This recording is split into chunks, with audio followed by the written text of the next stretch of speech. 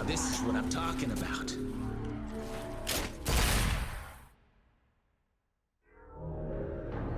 Hey, how's it going, everyone? Welcome back to Let's Play Devil May Cry 3. Mission number 16, and we'll also be covering mission 17 today. Off-screen, I played ahead a little bit so I could get to the best mission to grind style points out, so we could start messing around with all of our level 3 styles. Starting with Trickster for mission 16, and I'll switch it up to Gunslinger for mission 17. So we have a sun and a moon chamber. We have two obelisks with two different depressions, one for a sun, one for a crescent moon. So we know right away we have two key items to collect. Not a problem. This is going to be a pretty short mission. As for Trickster Level 3, this is what we get out of it. It's a teleport with forward and circle, which is our style button. It feels immaculate. It feels so good to use.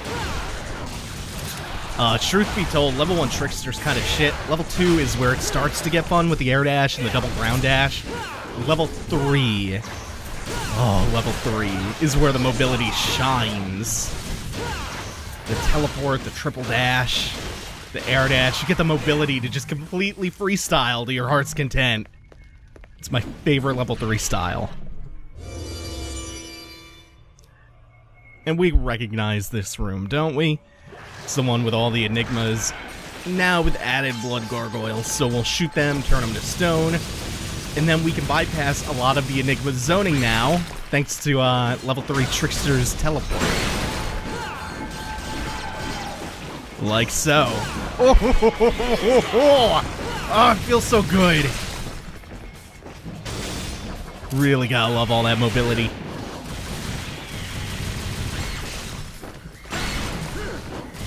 Now, since I played ahead a little bit, I got to refresh myself on some stuff that I'd kind of forgotten about.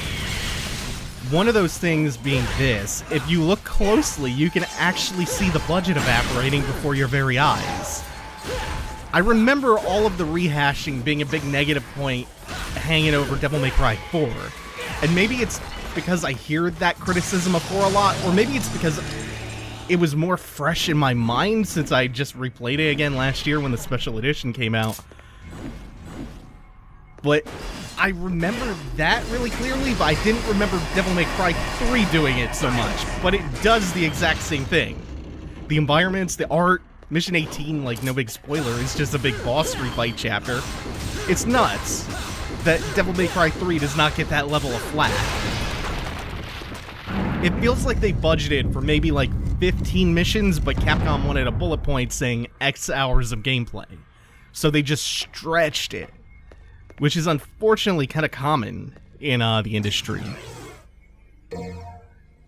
Okay, so we have our Golden Sun.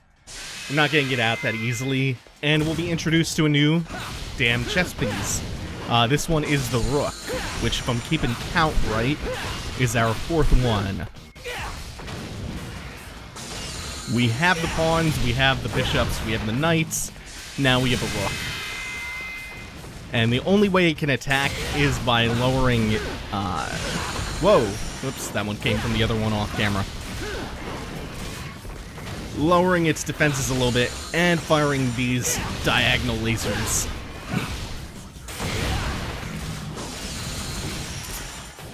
We also have a knight hopping around in the background. But it should be okay.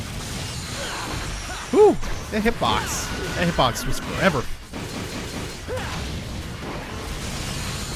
Oh, I'm gonna land on an R. Nope. Nope, nope, we're good.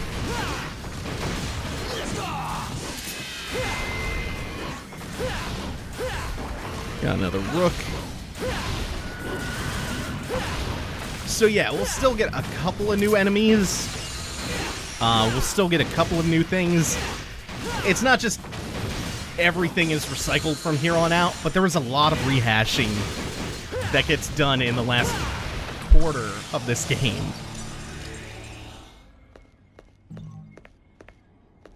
Okay, so we have our Golden Sun. Now we just need to hit up the other side of the tower in order to get the Crescent Moon to fit into the obelisk.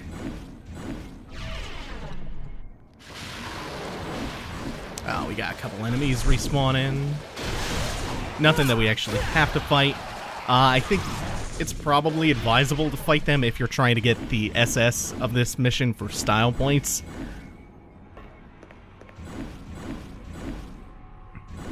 Then we come down to the other side for our crescent moon. I think if this is the... yeah, this is the one that's kind of tricky. Because if you go in the door ahead at the top of the stairs, leads you off to some optional area. I think you actually redo the trial of combat if you go up that way. Instead, you want to come down to the crack in the floor at the bottom, or the crack in the wall at the bottom of the stairs. And you have a slightly different take on this swinging iron ball thing. This one's a little more of a puzzle, but it's pretty intuitive. You have to get them swinging into each other.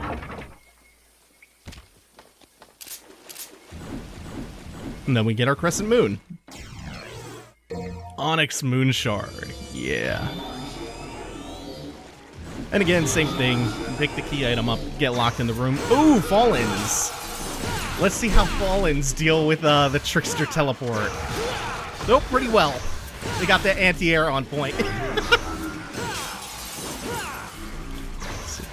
We are holding our double trigger explosion. I'm going to save that for the second one. Still works pretty okay. Oh, lost track of the first one. Yeah, wow, it's anti-airing the hell out of me. The time of the Trickster teleport kind of poorly. Good to know the DTE hits through the wall that they can clip through. Ooh, nice.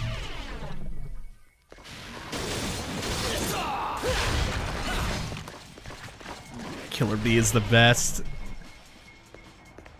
What a good feeling dive kick. I feel like it should cause them to juggle, like to flip into the air and start spinning, like one of the Street Fighter V crush counters.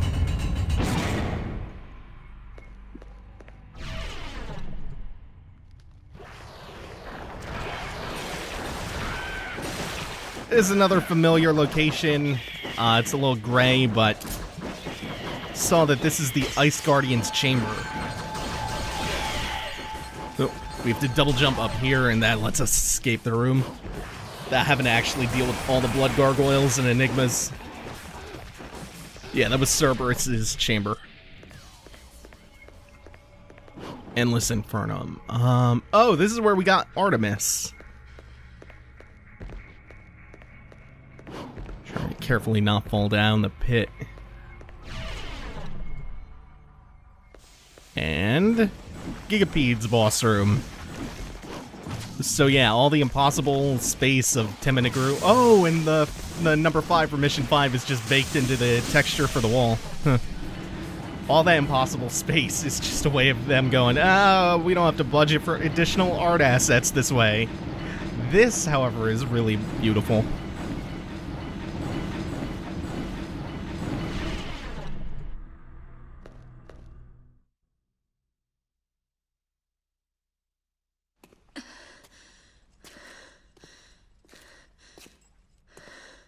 What's wrong? You tired?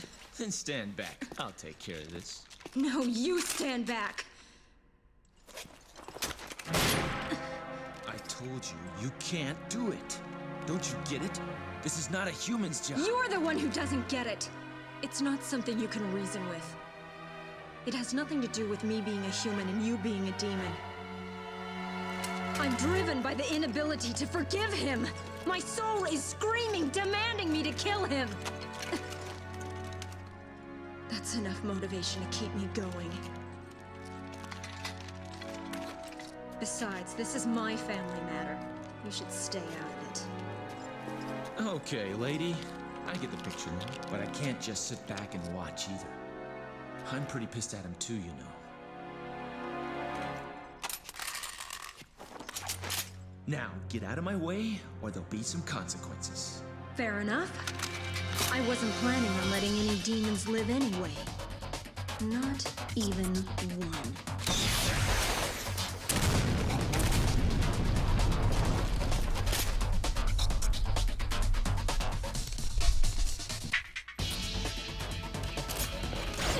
We have a proper fight against Lady.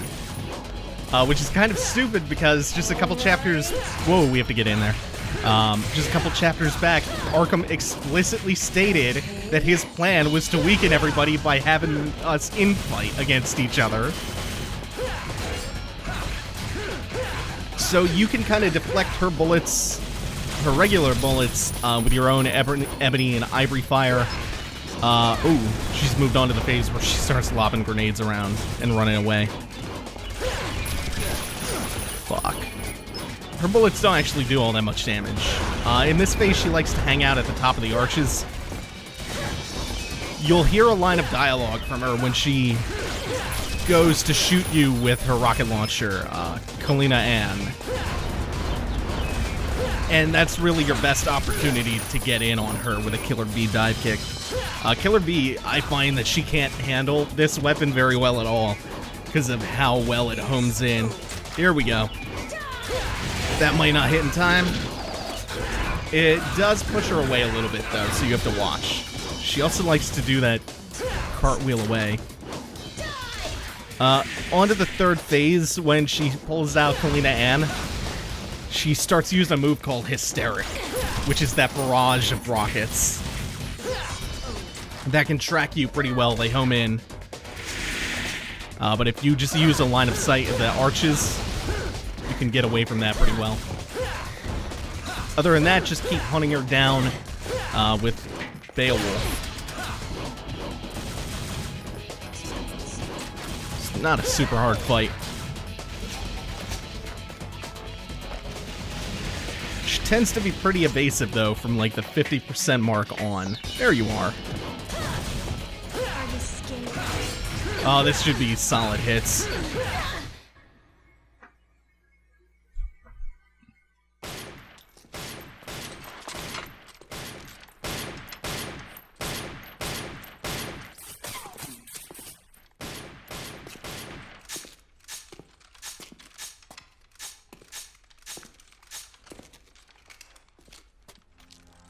I'll take care of him.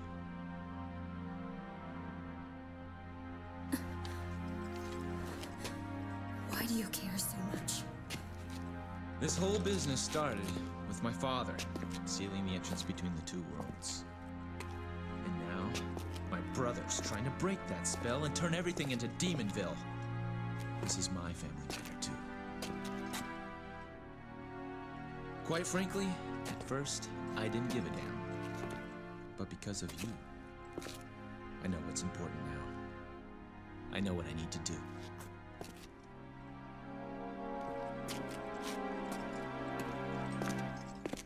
Wait. Trust me, I'll make things right for you. That's what my soul is telling me to do. Use this. How much is it gonna cost me? You can give me your name. Dante.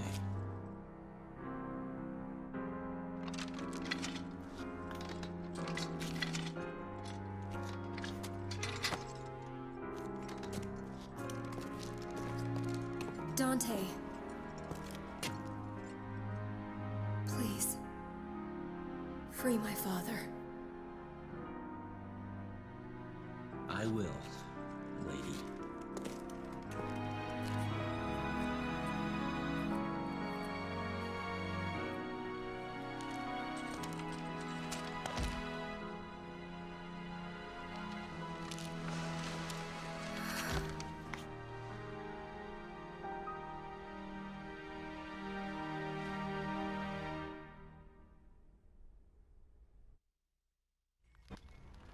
Yeah, normally this would be the part where the splash screen pops up to say that we got Kalina Ann, our rocket launcher for the game. But since I played this mission through ahead of time, yeah, we have access to that. You probably saw it on the equip screen while I was going into the mission, wondered what the hell that is. And if you were eagle-eyed, you probably noticed something else from the next mission. But we'll mess around with Kalina Ann for Mission 17, along with Gunslinger.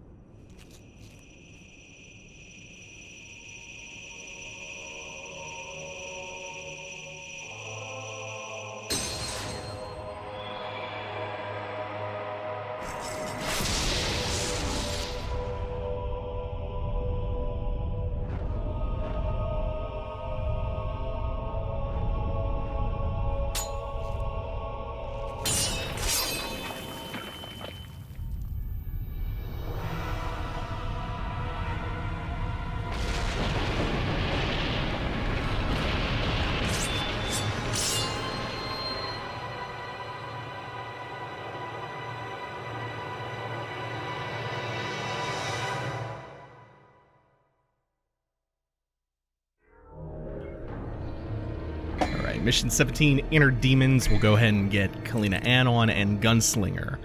What do we get for level 3 of Gunslinger? Well, it depends on the weapon. We get more bullets fired for the charge shot. We get rapid fire. For the shotgun, we get a move called Gunstinger, which is exactly what it sounds like. Artemis, we have more lock-ons, so we have more juggle potential. We get some abilities for Spiral, and we get Grapple at level 2 of Gunslinger, along with Hysteric. And level 3 just levels Hysteric up, so it fires more rockets.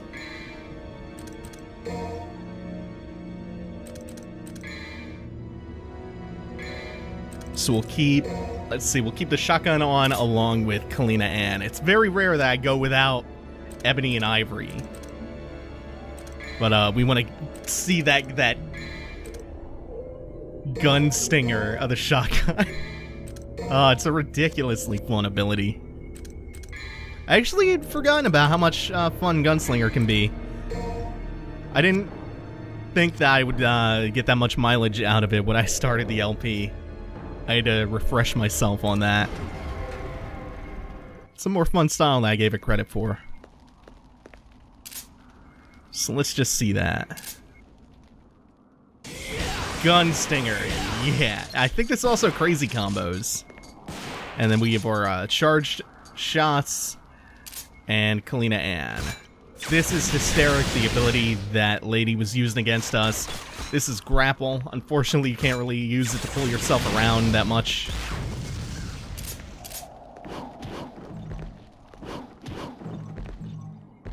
Ooh, on the first try?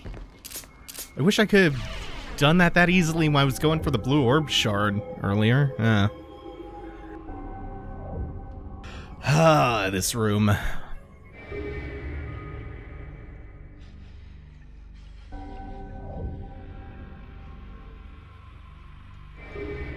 You didn't think that we were going to get away with not having a big platforming room, did you? No. God Cube Chamber. Yeah, we got some platforming to do. Oh, fun times.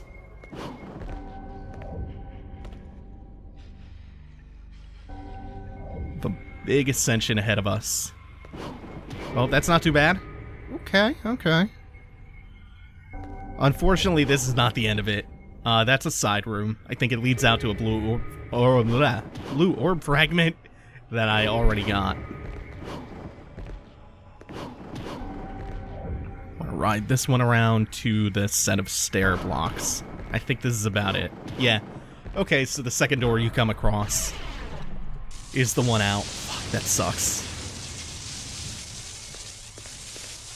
And we know what this is by now. This is Jester fight number 3. Third and final. Welcome to hell!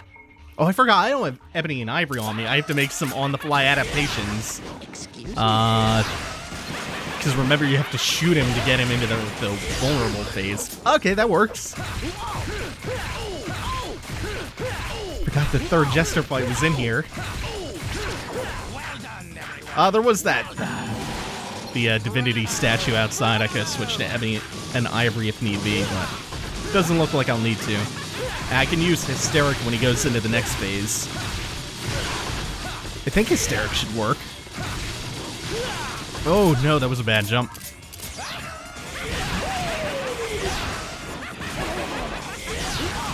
Yeah, that works pretty well. Also, that does a lot of damage.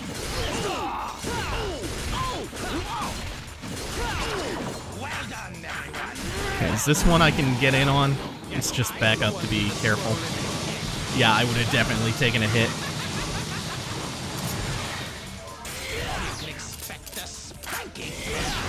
Nope. Here we go. Ooh, this might not be good. I might. Yeah, that's another combat phase for him. I messed that up. Nope. So we're just gonna have to pour extra damage into him on this phase to make up for the damage that I lost. Skipping a phase. We won't get him into the next phase on that one. It's okay though. I do have to watch the animations. Because the Gunstinger animation is pretty long if you don't cancel out of it properly. Did he call himself Joker or Jester? It sounded like Joker. Like leftover dialogue. From when he was still going to be called Joker.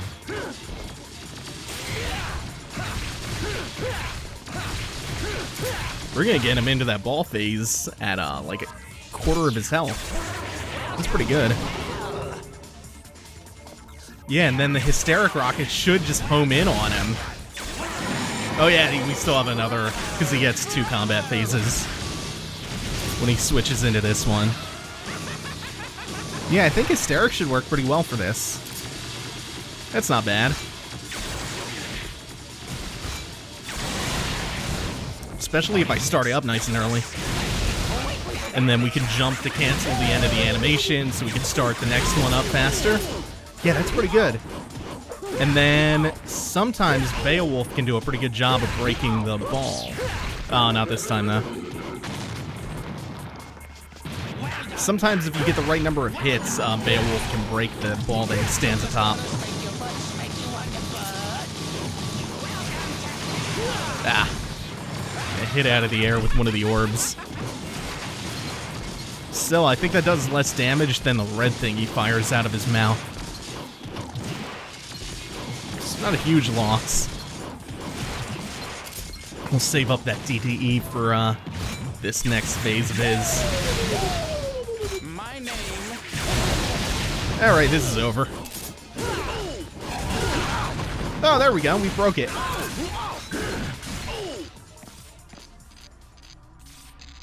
Oops.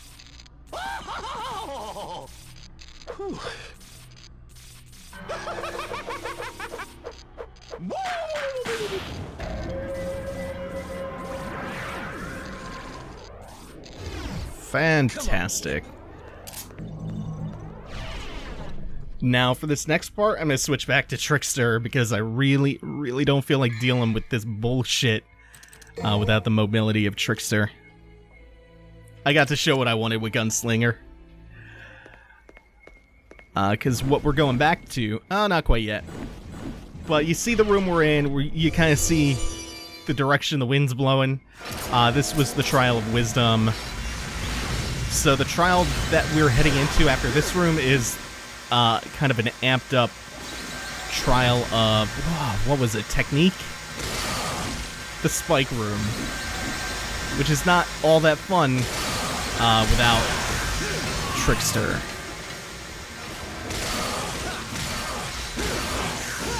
So I kind of forgot to mention this in the cutscene that preceded this mission. What Arkham picked up was the Force Edge, also known as the Sword of Sparta, which, if you remember, is the sword that you start off with in Devil May Cry 1. So remember, the timeline for the series goes Devil May Cry 3, DMC 1, DMC 4, and then chronologically, Devil May Cry 2 is the last one. Yeah, so Trickster makes this really, really dead simple. The ample amount of invincibility frames on the dash and the mobility. Whoop. Just get out of there. And... Oh.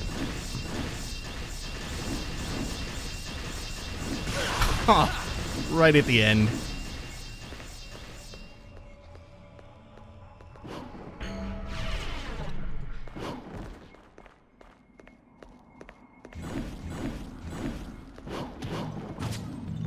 So I think this would have been where we fought Vergil the first time that we're heading back up to at the top of the tower.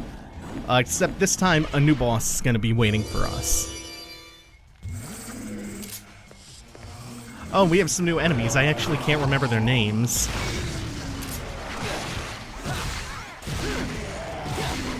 Kind of just like souped up lusts, though. They have one thing that makes them kind of unique aside from their really cool visual design with the veins visible through the skin. They have that kind of glacius puddle punch thing. Oh man, I wanted that uppercut to hit so bad. This will. No, it won't. It faced the wrong damn direction somehow. Ah, well.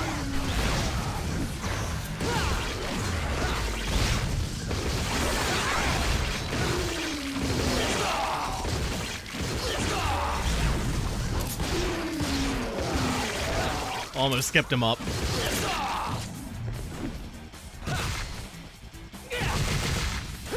That uppercut will never feel bad. There is one more thing for Beowulf that I cannot wait to show off in the next mission.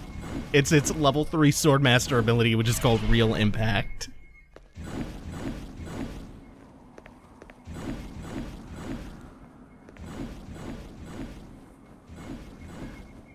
Beowulf's Real Impact is like a game design clinic on game feel. Feels so perfect.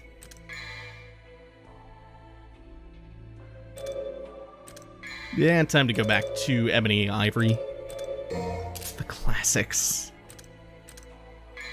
And for this one, we'll use Rebellion because it can be kind of handy for the gimmick of the fight.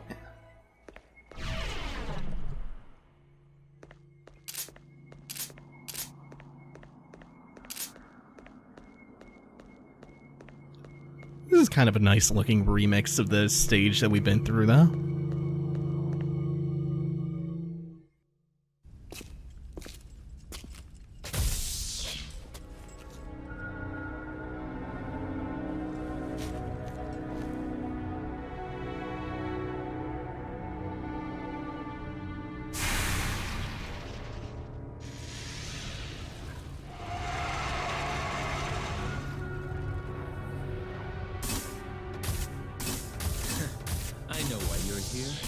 You're here to ask me some questions. Well, too bad. I've already answered them myself. I don't need you anymore.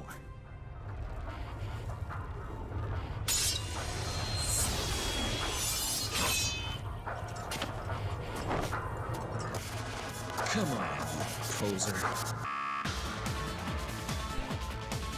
This boss is Doppelganger. He's a shadow of Dante, and as a shadow, he hates the light.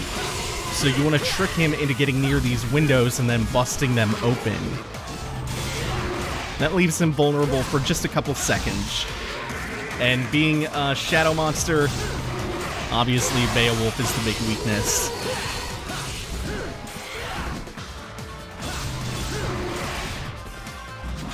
And that's all there is to this fight. He has no second phase, he has no anything really.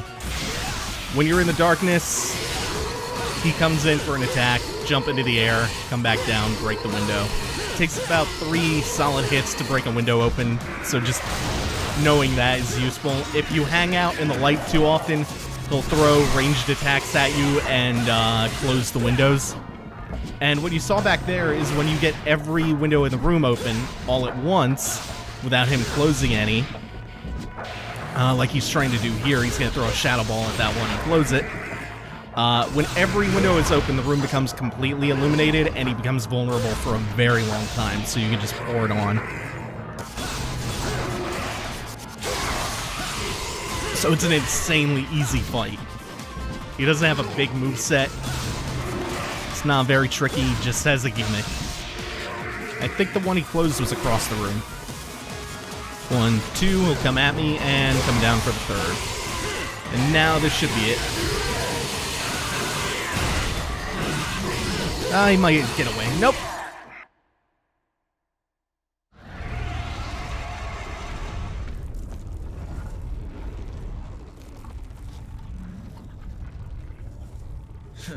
Thought I lost my shadow for a sec.